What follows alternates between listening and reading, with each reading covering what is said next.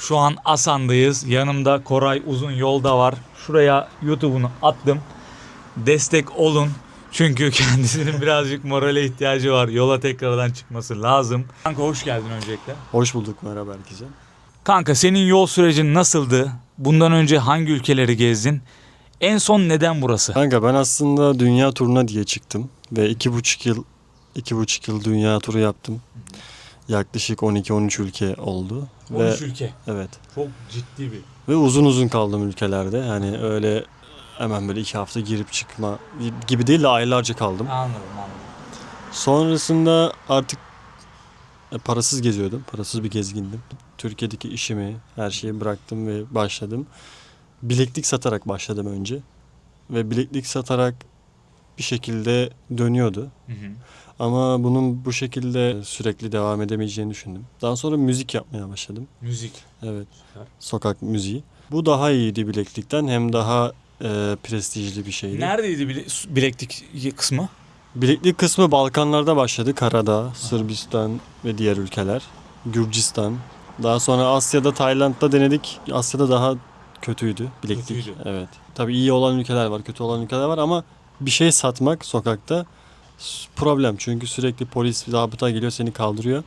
Ama müzik yapmak daha free, yani daha serbest. En son neden bura? Durnok'tan ya o G1 vize süreciyle alakalı insanların daha çok merak ettiği kısım aslında bura ama neden en son Kore? Asya'ya geldiğimde Asya beni maddi olarak çok zorladı.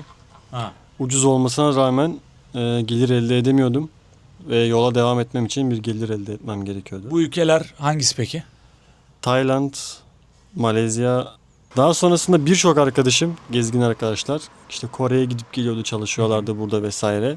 Ben de nasıl oluyor falan diye tabii soruyordum, konuşuyorduk. En son buraya gelip burada bir para biriktirip tekrar aslında yola devam etmek istiyordum.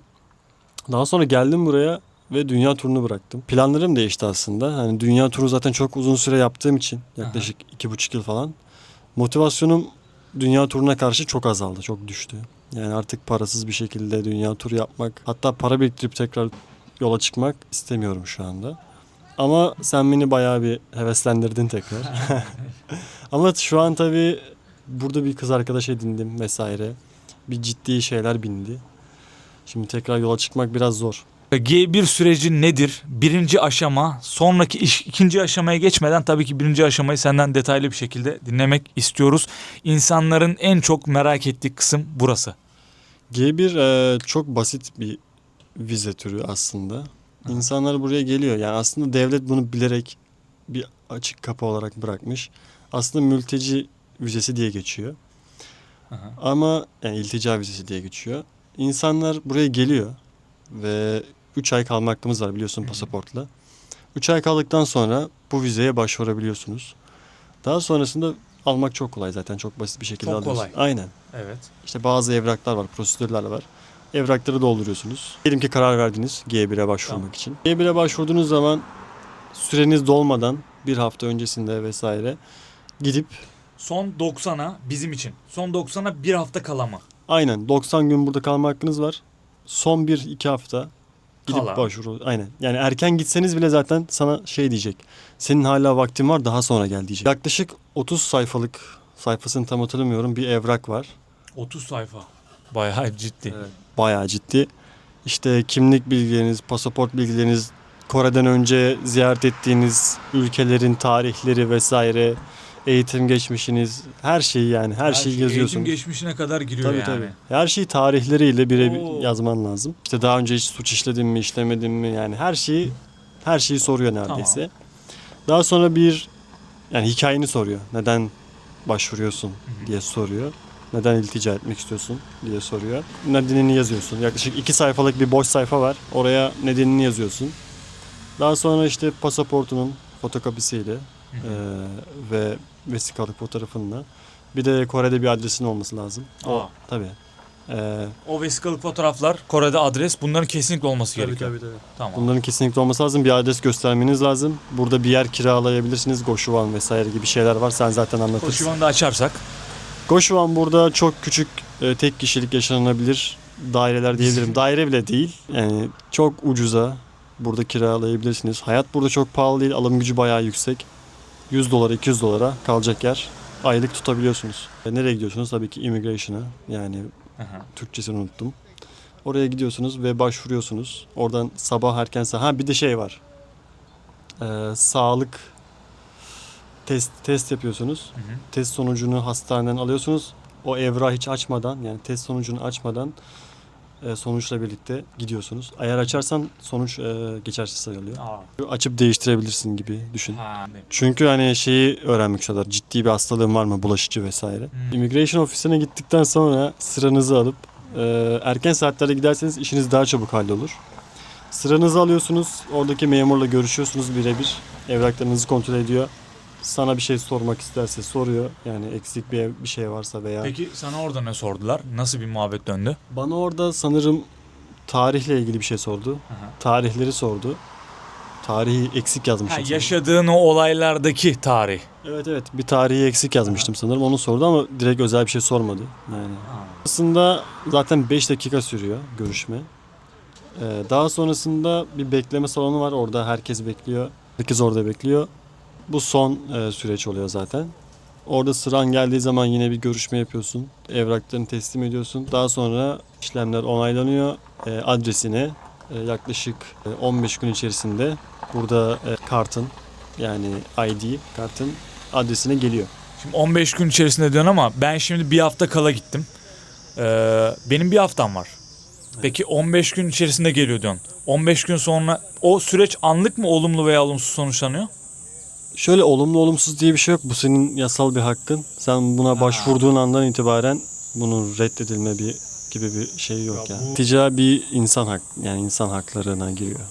Anladım. O zaman %100 mü? İlk iltica başvurusu G1'in ilk yaptığımızda gittiğimizde 90 gün sonraki süreçten sonra kesin %100 olarak %100 tabii ki. ne kadar süre? 6 ay. Her defasında 6 aylık alabiliyorsunuz. Kanka bu süreçle alakalı toplamda belge, evrak mesela her aklına gelebilecek her şey. Ne kadar masraf çıktı senden?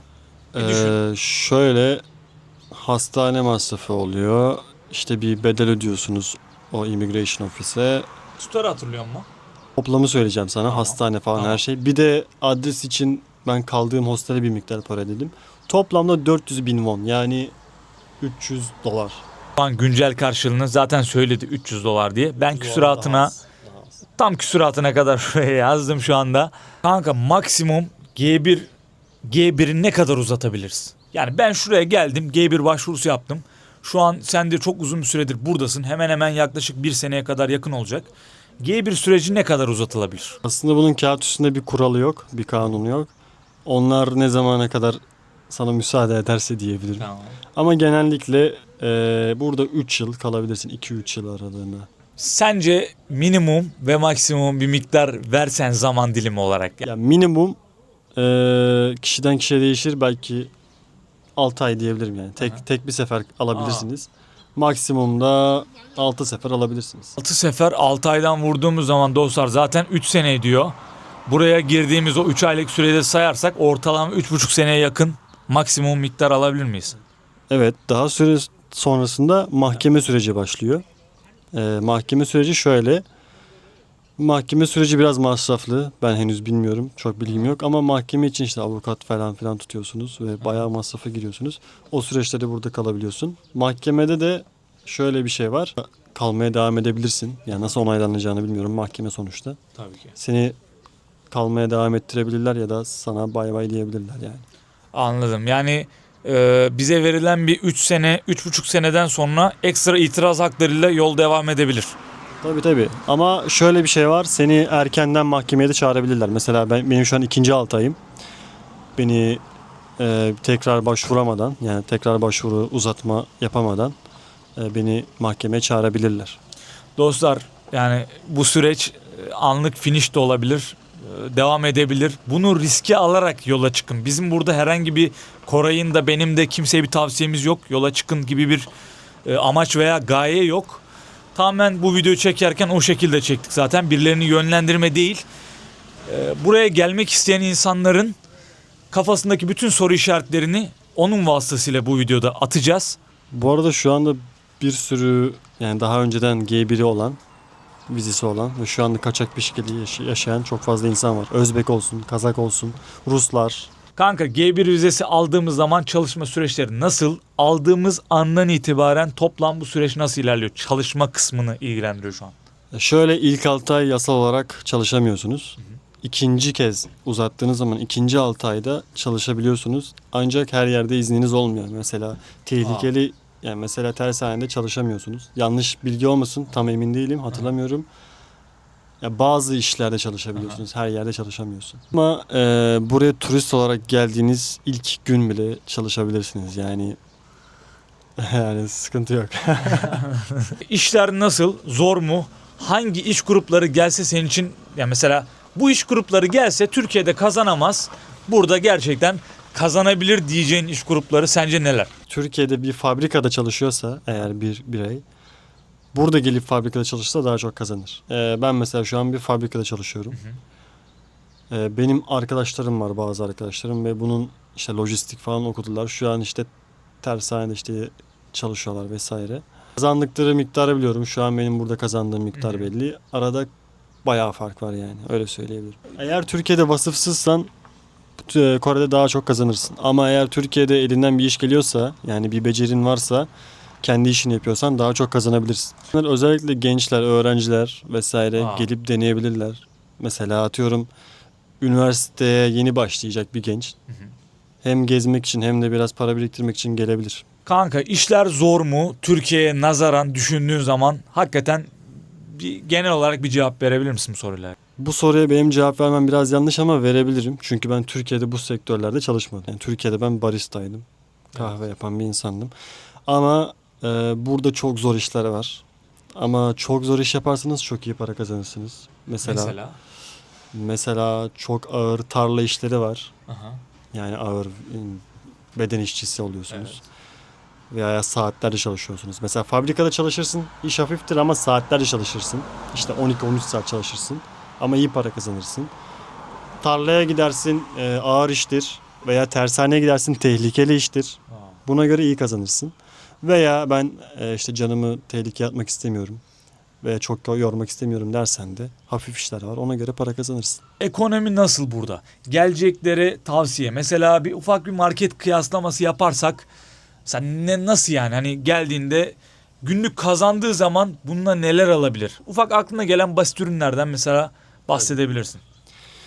Buradaki bir günlük kazancınızla dilediğiniz gibi yiyip içebilirsiniz. Etinden tavuğuna, her şeyine kadar. Her şey. Tabii her şey. Yani o parayı bitiremezsin. Bir günlük kazancını yiyip Hadi. içemezsin.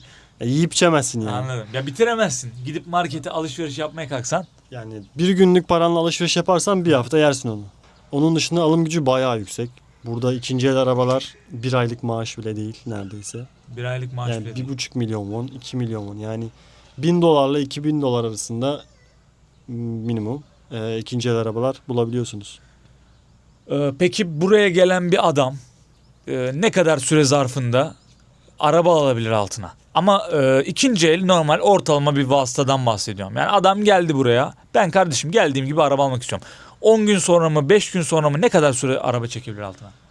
Diyelim ki buraya geldi ve bir iş buldu. İşte masraflarını amorti etti. Düzenini oluşturdu. Parasını kazandı. 3 ay içerisinde burada 3 ay 4 ay sonra burada bir ikinci el bir araba alır. G1'e geldi adam vize iltica başvurusu yaptı. G1 başta %100 alıyor. Toplamda 9 aylık bir süreci oldu. Sonrasında gitti adam tekrar immigration'a. Reddedilirse ne oluyor? Nasıl bir süreç ilerliyor? Tekrar ertelemeye yani uzatmaya falan gittiğinde reddedilirse bir süre tanıyorlar. Bu süre içerisinde ülkeyi terk etmesi lazım. Ve sanırım bu süre içerisinde belirli bir yerde konaklıyor. Yani alıyorlar, bir yere yerleştiriyorlar. Ya aslında Güney Kore bunu biliyor yani. Çok fazla kaçağın da olduğunu, mültecinin de olduğunu, kaçak çalışanın da olduğunu. Her şeyin farkında. Her şeyin farkında çünkü buna ihtiyacı var. Yani şöyle söyleyeyim, ben burada 5-6 iş değiştirdim. Ve çalıştığım yerlerde Koreli sayısı iki elimin parmaklarını geçmez. %90 yabancı. Şimdi sen yabancılara ambargo uygularsan bu ülke çöker. Peki bu fabrikalarda dostlar benim gördüğüm, Kore'nin tabii ki daha önce gördüğü bir durum var. Bütün tabelalar yabancılara ama hangi yabancı ırklara onlardan bahsedeceğiz biraz. Özbek, Türkmenistan, Vietnam, Tayland bunlarla alakalı. Yani burada Türklerin ismi yok. Yani mesela yazmış her makinenin önüne bu makineden işte örnek veriyorum İngilizce bu makinede işte elini sağa sola atma gibi bir şey. Ama orada hiçbir Türk şey yok. 12-13 tane farklı ırk var. Evet. Bununla alakalı senden dinlemek istiyorum. Ya evet, burada mesela çalıştığınız yerde uyarılar oluyor, güvenlik uyarıları. İşte farklı dillerde. Çünkü çalışanlar hep yabancı olduğu için o dillerde uyarıyorlar. Ama Türkçe yok, çünkü Türklerin buraya gelip bu şekilde kaçak veya mülteci olarak çalışması ve onları da garip geliyor. Çünkü mesela benim çalıştığım yerlerde ilk başladığım zamanlar tanışıyorsun. Evet. Ve Türk'üm dediğim zaman, Türkiye'den geldim dediğim zaman garipsiyorlar. Yani ne işin var orada, neden geldin gibisinden. Allah Allah. Çünkü bizim ekonomimizi iyi sanıyorlar. Bizi Evet. Avrupa gibi görüyorlar biraz. Yani buraya gelip çalışmaya ihtiyacımız yokmuş gibi. Hatta bir keresinde çalıştığım bir yerde bir şefim vardı. Aha. Koreli bir amca. Şöyle diyordu, geri gitsenize yani siz zaten zenginsiniz.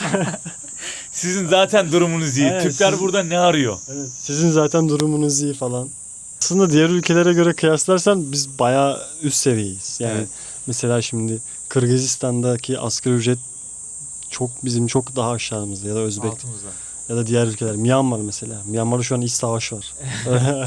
Ben bilmiyordum Myanmar'ı. Sen burada bir adamın birinden öğrendin Myanmar diye. Myanmar'la adam çalışıyor mesela şu an bizim fabrikada. Adamın ülkesinde savaş var. Ne yapsın adam Evet. ya?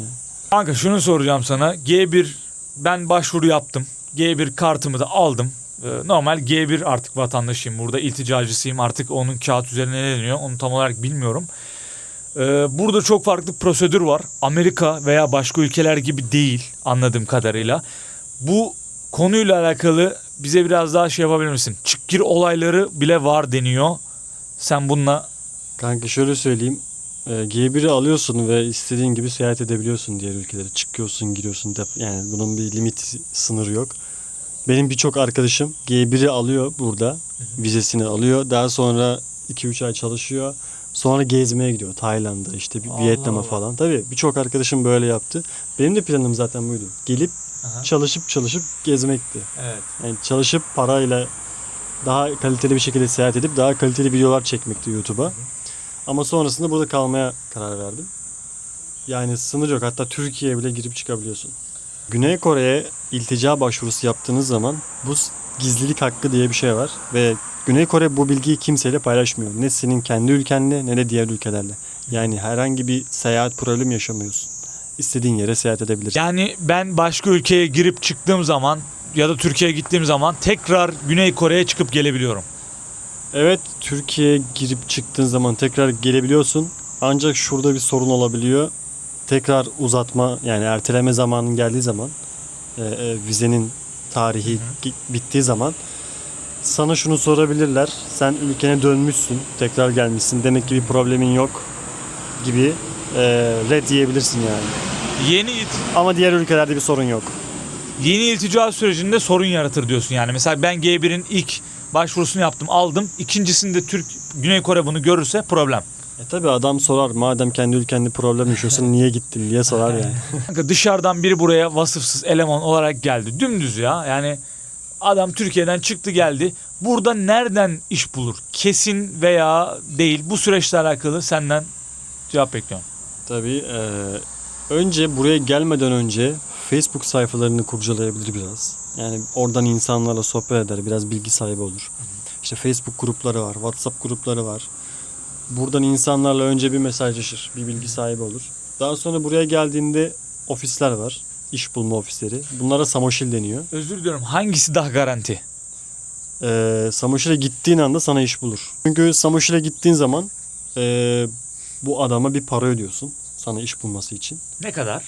Genelde 150 bin won, yani 100 dolar. 150 bin won ile 200 bin won arasında değişir. 100 dolar civarı. Karşılığını direkt net bir şekilde koyduk dostlar.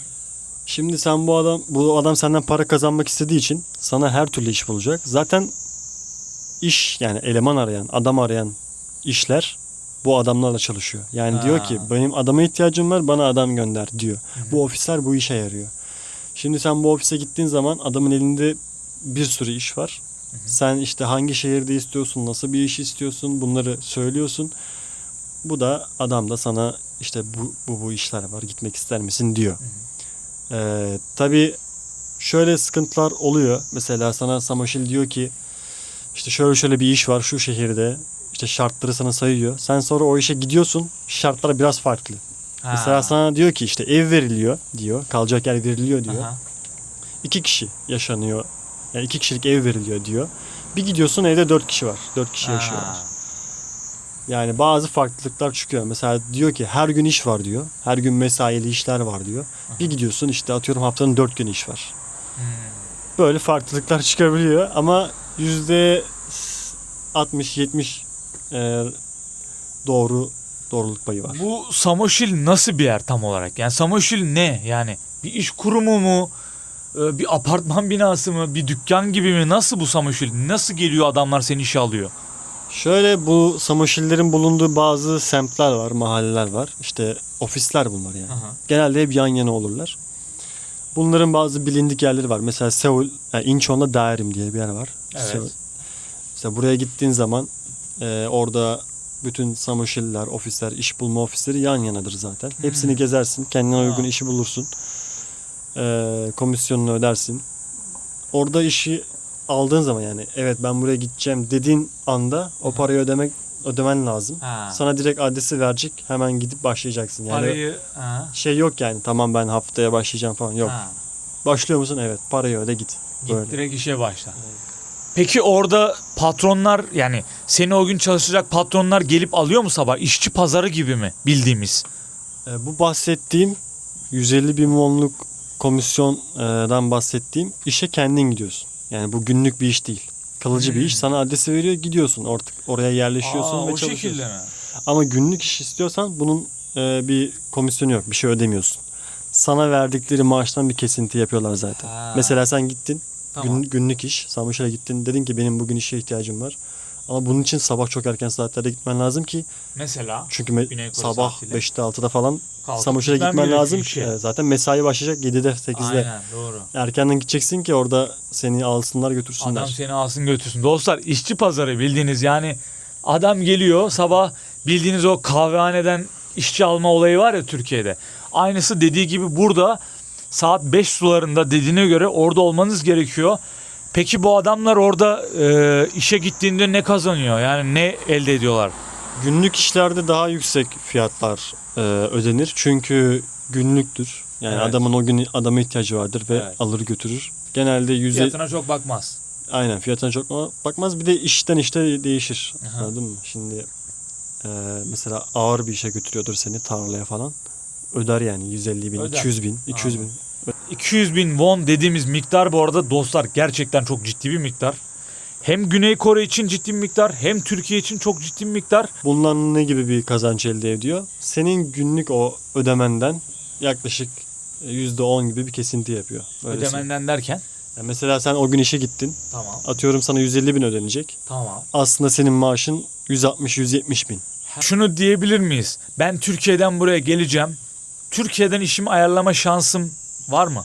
Yani büyük olasılıkla eğer kesin bir şekilde iş bulmak istiyorsanız burada olmanız lazım. Çünkü senin bu ülkeye Uzaktan çok kale almıyorlar o zaman. uzaktan kale almazlar çünkü bu ülkede değilsin. Yani ülkeye Evet. girip giremeyeceğin bile belli değil. Belki sınır polisi seni içeri almayacak. Konuyla alakalı benim de yani ufacık bir açıklamam var. Ben de birkaç tane işe Kore'nin yanına gelmeden önce ben başka bir yerdeydim bu arada. Maalesef kötü sancılı bir sürecim vardı. Orada yaşadığım bir mevzuyu söyleyeceğim. Başkalarına iş için yazdığımda bana şunu dediler. Kardeşim Türkiye'deysen beni rahatsız etme. Bu kadar basit. Adam Türkiye'deysen seni çok fazla kale almıyor. Ama adama şunu dersen abi ben 3 gün sonra 4 gün sonra oradayım.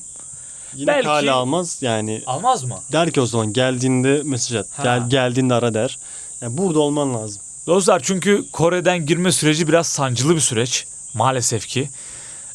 Bununla alakalı sana birazdan soru soracağım yine. Bir de burada işler çok hızlı dönüyor. Yani biriyle irtibat geçtiğin zaman hemen yarın Çık gel. yarın aynen çık gel yani. Çık. Saat kaç olursa olsun çık gel. Sabah 7'de Yarın bekliyor işbaşı seni. yapman lazım. Yani senin başka bir ülkeden gelmeni bekleyemez kimse burada. Kanka her zaman şu muhabbet dönüyor. Güney Kore'de çalışma çok sert. Bak çok sert diyorlar. Yani buraya geldiğin zaman işte Türkiye'deki gibi o fabrikadaki slow motion inşaattaki gibi ya da başka bir yerdeki o yavaş çalışma ortamından ziyade Koreliler çok mu hızlı çalışıyor? Sana bunu sorayım. Sen de orada ayak uydurmak zorunda mısın? Nasıl oluyor? Şöyle evet. %90 doğruluk payı var.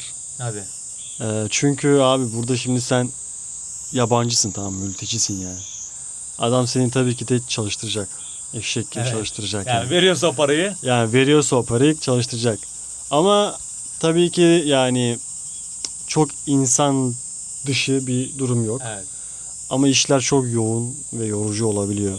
Mesela biz saatlerce çalışıyoruz. Kesinlikle. İşimiz hafif ama saatlerce çalışıyoruz. Evet, Bazı işler var, süresi kısa, yani atıyorum 10 saat ya da 8 saat çalışıyorsun. Ama çok ağır. Çok ağır. Ve yavaş, yani şöyle söyleyeyim, ben daha önce inşaatta çalıştım. Ha. Orada şunu gördüm. Seni böyle bir an boş gördüğü zaman Korelilere bir şey oluyor. Allah Sen mesela Allah. bir duruyorsun ya. Evet. Yani şöyle bir nefes alıyorsun, Evet. bir nefesleniyorsun.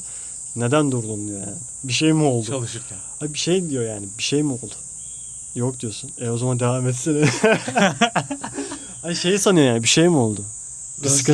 Bir sıkıntın varsa geç dinlen, otur. Yani bir yerine bir şey mi oldu falan. Evet. Çünkü tehlikeli iş Ya inşaat. burada aslında biraz da seni mi düşünerek hem iğneleyici hem seni düşünerek bir soru mu geliyor ortadan? Ya bilmiyorum. Koreliler zaten çok tuhaf. Bu konuya girecek olursak zaten biliyorsun. Koreliler çok tuhaf insanlar. Çok garip huyları var. Yani seni böyle dururken gördüğü zaman Evet. hani pali pali devam et. Ne oluyor ya? Kanka Türkiye'den adam buraya geldi. Bazı iş yerleri burada benim de bildiğim kadarıyla nakit para vermiyor. Evet. Nakit para vermiyor. Yani mesela dışarıdan gelen adam buradan o nakit değil de bankadan parayı alması için ödemeyi hangi yollara başvurması lazım? Nasıl bir süreç olması gerekiyor? Burada her şeyin bir yolu var. Çünkü burası bir mülteci ülkesi. Evet. Bütün çalışanlar yabancı. Buraya geldiğiniz gün yapacağınız ilk iş bir hat almanız olsun. SIM kart.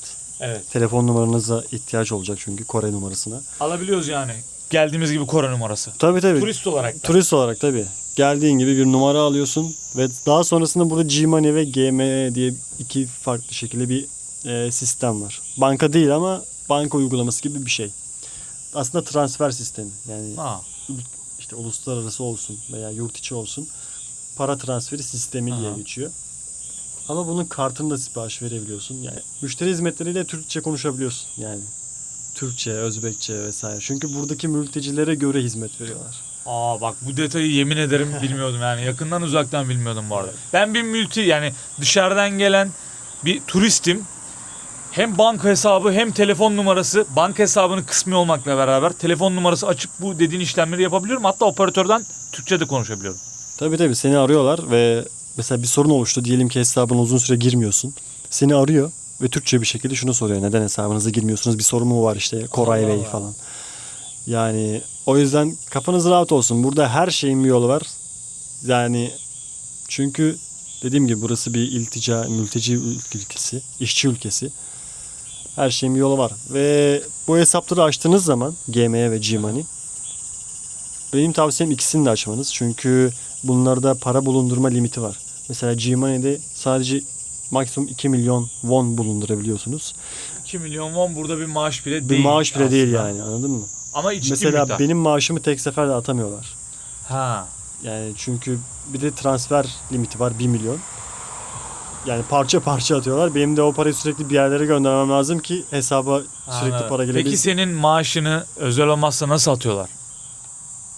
G-Money kullanıyorum şu anda ama aslında banka hesabı da açabilirim ama şu an vaktim yok, o yüzden yani bir Anladım. gün bir işe gitmezsem bir gün bir tatil kullanırsam gidip banka hesabı açmayı düşünüyorum. Burada Hana Bank var. Genelde yabancılar Hana Bank'tan hesap açıyor. Diğer bankalar çünkü çok zorluk çıkartıyor. Açmıyorlar hesap. Ama Hana Bank daha çok ilticacılara daha fazla hesap açılıyor. Dostlar burada hiçbir şekilde başkalarına bir yola çık tavsiyesi var aslında. Yok da diyemeyiz. Bazı konularda mesela fabrika işçilerine çıkın gelin dedik açıkçası. Bu tarz şeyleri çekinmiyorum yani. Hani ben kanalımda bunu paylaşmayı da çekinmiyorum. Burada bir kişiye bile en azından çıkıp gelirken yardımcı olabileceğimiz bir konu varsa şu an 2 kişi burada bir arada. Ne mutlu bize yani hani bu konuyla alakalı. Sana son sorumu kanka sorayım o zaman. Ondan sonra videoyu kapatalım. Buraya gelen bir adam 10 gün ben geldim serada çalıştım. Fabrikada çalıştım. Tarımda çalıştım. Veya aklına gelebilecek başka bir yıkım döküm işinde çalıştım. Kanka benim paramı alamama şansım var mı? Bununla alakalı bize bir cevap verebilir misin? Kaçak veya turist olarak kaçak bir şekilde çalışarak veya mülteci olarak yine kaçak bir şekilde Evet. çalışsam bile paranı alamama ihtimalin yok. Şansın yok diyorsun. Yok kanka. Neden yok? Çünkü burada bir kurum var ve senin haksızlığa uğradığın zaman kaçak bile olsan, Kore vatandaşı olmasan da gidip şikayet edebiliyorsun. Ben turistim. Gittim. Yanlış yola düştüm. Çalıştım. Ona rağmen gidip paramı alabiliyor muyum? Evet, alabiliyorsun. Eğer sana paranı göndermezlerse gidip şikayet edersin ve ondan daha fazlasını alırlar, sana da paranı verirler. Allah Allah. Evet, zaten benim başıma geldi. Hadi ya. İlk geldiğimde henüz iş bulamıyorken günlük bir işe gitmiştim 2 kez. 2 günlük param vardı ve sadece benim değil, diğer yani orada uzun süre çalışan insanların da parasını vermiyorlardı. Ve sonra gittik şikayet ettik. Bu arada şöyle, normalde buna cesaret edemezler. Cesaret etme sebebi adamın şirketi eşinin üstüneymiş. Bizim de bunu bulamayacağımızı sandığı için Ha. bize... Adam zaten beni bulamazsınız. Şirket benim eşimin üzerine. Biz eşini tanımadığımız için, eşinin adını da bilmediğimiz için şirketi bulamayacağımızı sandı. Ama biz bulduk ve şikayet ettik. Sonra hemen birkaç gün içerisinde herkesin parası ödendi. Paranız, hakkınız yattı. Buraya insanların gelmesini tabii ki öneri değil de yani hani insanların şimdi huzurunu veya düzenini Türkiye'de bozmak istemeyiz. Ama buraya bu ülke sizden vize istemiyor. Türkiye'den vize istemiyor. 3 ay vizesiz kalma hakkınız var. Gelip deneyebilirler. Bence herhangi bir soru işareti kalmamıştır kafanızda. Eğer kaldıysa onları yorumlarda belirtin. Zaten Koray'la ben bu konuyla alakalı yorumlarda yine buluşuruz. Dediğim gibi kafanızda herhangi bir soru işareti varsa tekrardan yorumlarda buluşuruz. Başka videolarda görüşmek üzere. Kendinize iyi bakın.